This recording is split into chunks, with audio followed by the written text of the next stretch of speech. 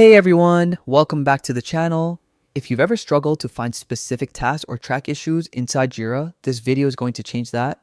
Today, I'll show you how to use Jql Jira query language, the smart way.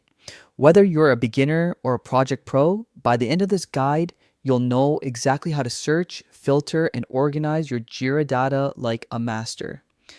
Let's jump in. So first off, what is Jql? Jql stands for Jira Query Language, and it's a powerful tool that helps you search and filter issues in Jira with precision.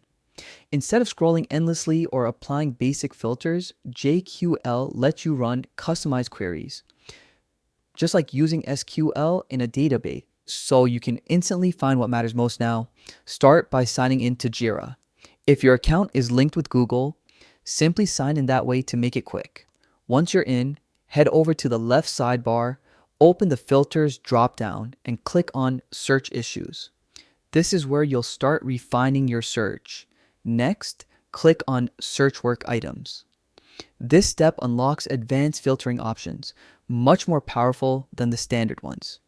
You can filter by assignee, project, priority, or even timeframes, making it's super easy to pinpoint exactly what you're looking for. Now, for the real magic, switch to Jql mode.